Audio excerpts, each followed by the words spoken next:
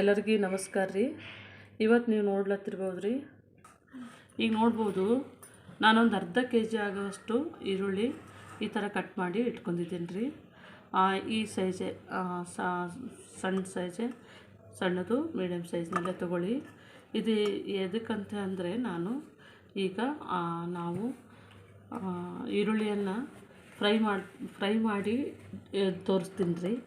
ಇವತ್ತು ಇದು ಈರುಳ್ಳಿ ಎದಕ್ಕೆ ಫ್ರೈ ಮಾಡ್ತೀವಿ ಅಂದರೆ, ಈಗ ನಮಗೆ ಟೈಮು ಸ್ವಲ್ಪ ಕಡಿಮೆ ಇರ್ತದೆ ಏನರ ಅಡುಗೆ ಮಾಡಬೇಕಾದ್ರೆ ಈ ಒಂದು ಈರುಳ್ಳಿ ನಮಗೆ ಹೆಲ್ಪ್ ಆಗುತ್ತೆ. ನಾವು ಫ್ರೈ ಮಾಡಿ ಇಟ್ಕೊಂಡ್ರೆ ನೋಡಿರಿ, ಇದು ಬಿರಿಯಾನಿನೂ ಬರುತ್ತೆ, ಮತ್ತು ಚಿಕನ್ ಮಾಡಲಿ ಮಟನ್ ಮಾಡಲಿ ಇದು ಫ್ರೈ ಮಾಡಿದ್ದು ಈರುಳ್ಳಿ ನಮಗೆ ತುಂಬ ಯೂಸ್ ಆಗುತ್ತೆ. ಹಾಗಾಗಿ ನಾನು ಇದನ್ನು ರೆಸಿಪಿ ನಿಮಗೆ ಇವತ್ತು ತೋರಿಸ್ತಾ ಇದ್ದೀನಿ. ಇದು ಸಣ್ಣದಾಗಿ ನಾವು ಕಟ್ ಮಾಡ್ಕೋಬೇಕಾಗುತ್ತೆ. ನಾನು ನಿಮಗೆ ತೋರಿಸ್ತಾ ಇದ್ದೀನಿ. ಈಗ ನೀವು ನೋಡ್ಬೋದು, ನಾನಿಲ್ಲಿ ಒಂದು ಸಣ್ಣದು ಈರುಳ್ಳಿ ತೊಗೊಂಡಿದ್ದೇನೆ, ಅಂದರೆ ಮೀಡಿಯಮ್ ಸೈಜಿನ ತೋರಿಸ್ತೀನಿ ನೋಡಿರಿ. ಈಗ ನಾವು ಈರುಳ್ಳಿ ಕಟ್ ಮಾಡಬೇಕಾದ್ರೆ ಇದನ್ನು ಸಮವಾಗಿ ಮತ್ತು ಈ ಥರ ನೋಡಿರಿ ತೆಳುವಾಗಿ ಬರಬೇಕು. ಅಂದರೆ ನಮಗೆ ಅದು ಒಂದು ದಪ್ಪ ಒಂದು ತೆಳ್ಳಗಿರಬಾರ್ದು. ಈ ಥರನೇ ನಾವು ಒಂದೇ ಥರ ಅಳತೆನಲ್ಲಿ ಕಟ್ ಮಾಡಬೇಕು. ದಪ್ಪ ಬೇಡ, ತೆಳು ಮಾಡಿ, ದಪ್ಪ ಬೇಡ. ನೋಡ್ಬೋದಲ್ಲ ನೀವು, ಈ ಥರ ನಾವು ಬಿಡಿಸ್ತಾರೆ. ಈ ಥರ ನಮಗೆ ತೆಳ್ಳಗೆ ಇರಬೇಕು ಈರುಳ್ಳಿ. ಅಂದರೆ ಒಂದು ದಪ್ಪ ಒಂದು ಸಣ್ಣ ಅಂತಂದರೆ ಬೇಗ ಫ್ರೈ ಆಗೋಲ್ಲ. ಒಂದು ಕಡೆಗೆ ಫ್ರೈ ಆಗುತ್ತೆ, ಒಂದು ಕಡೆಗೆ ಹಸಿ ಉಳ್ಕೊಳ್ಳುತ್ತೆ. ಹಾಗಾಗಿ ಈಗ ನಾವು ಇದನ್ನು ಸಹ ನಾವು ಇದೇ ಥರನೇ ಸ್ವಲ್ಪ ಹತ್ತಿರನೇ ಸ್ವಲ್ಪ ಚಾಕು ಶಾರ್ಪ್ ಇದ್ದು ತೊಗೊಳ್ರಿ. ಹಾಗಾದ್ರೆ ನಮಗೆ ಇದು ತುಂಬ ಈಸಿಯಾಗಿ ಆಗುತ್ತೆ. ನೋಡ್ಬೋದಲ್ಲ, ನಾವು ಇದನ್ನು ಇದೇ ಥರನೇ. ಮತ್ತು ನಾವು ಇದು ಮೀಡಿಯಮ್ ಈರುಳ್ಳಿ ಯಾಕೆ ತೊಗೊಂಡಿದ್ದಂದರೆ, ನಮಗೆ ಕಟ್ ಮಾಡೋಕ್ಕೆ ಈಸಿ ಆಗುತ್ತೆ.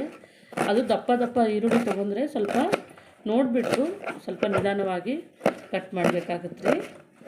ನೋಡಿರಿ, ಇಲ್ಲಿ ನೋಡ್ಬೋದು ನೀವು, ಇಲ್ಲಿ ನನಗೆ ಇದೇ ಥರನೇ ತೆಳುವಾಗಿ ಬಂದರೆ ಬೇಗ ಫ್ರೈ ಆಗುತ್ತಿದ್ದು ಈರುಳ್ಳಿ. ನಮಗೆ ನೋಡ್ಬೋದು, ನಮ್ಮದು ಈ ಥರ ತೆಳುವಾಗಿ ಬಿಡಿ ಬಿಡಿಯಾಗಿ ನಾವು ಕಟ್ ಮಾಡಿದ್ದೇವೆ.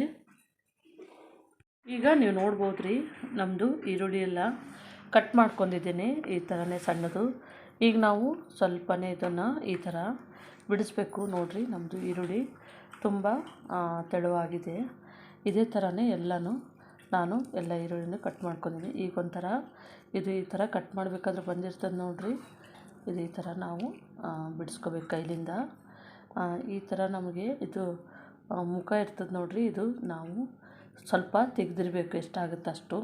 ಅಂದರೆ ನಿಮಗೆ ಕಟ್ ಮಾಡೋ ಟೈಮಿಗೆ ಅದು ಬಂದಿರೋದಿಲ್ಲ. ನೋಡಿರಿ, ಈ ಥರ ನಾವು ಇದನ್ನು ಸ್ವಲ್ಪ ನಾವು ಈ ಥರ ಮುರಿಬೇಕಾದ್ರೆ ಅದು ನೀರು ಬಿಟ್ಕೊಂಡಂಗೆ ಆಗುತ್ತೆ.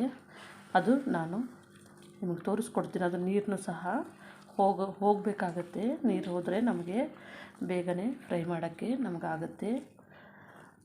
ನೋಡಿದ್ರಲ್ಲ, ನಮ್ಮದು ಇದು ಈ ಥರನೇ ನಾವು ಬಿಡಿ ಬಿಡಿ ಮಾಡ್ಕೋಬೇಕು.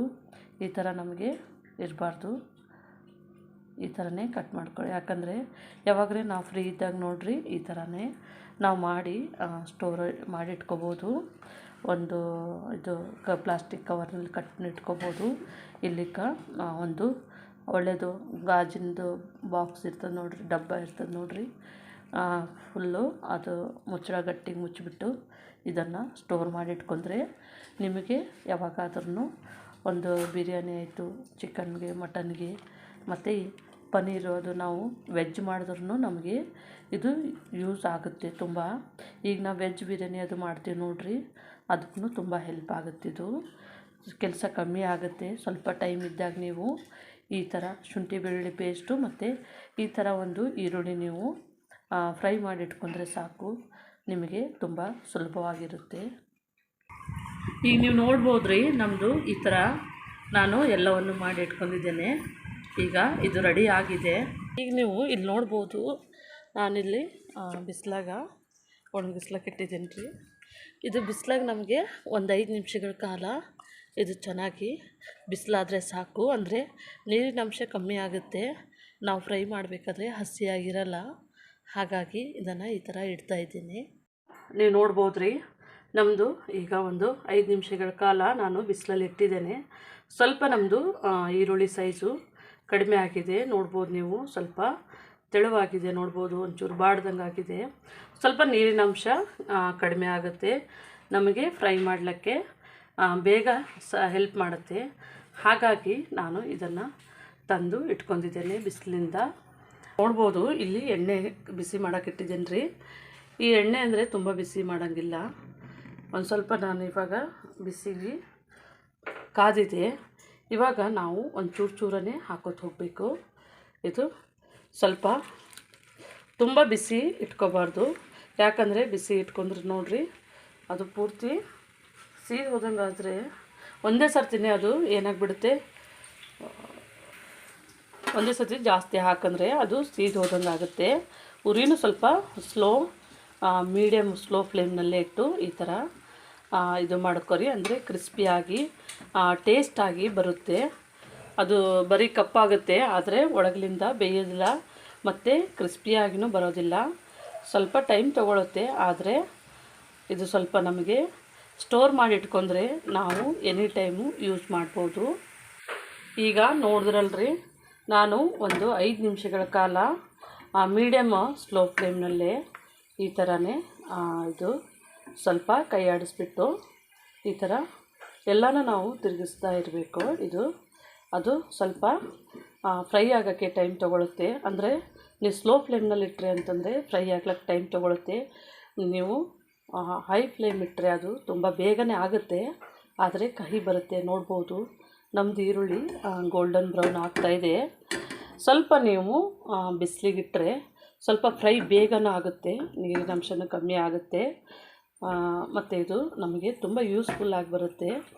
ನಮಗೆ ಯಾವುದೇ ವೆಜ್ ಬಿರಿಯಾನಿಗೂ ಬರುತ್ತೆ, ಮತ್ತು ಬಿರಿಯಾನಿ ನಾನ್ ವೆಜ್ ಮಾಡಿದ್ರೂ ಬರುತ್ತೆ, ಮತ್ತು ವೆಜ್ ಮಾಡಿದ್ರೂ ಬರುತ್ತೆ.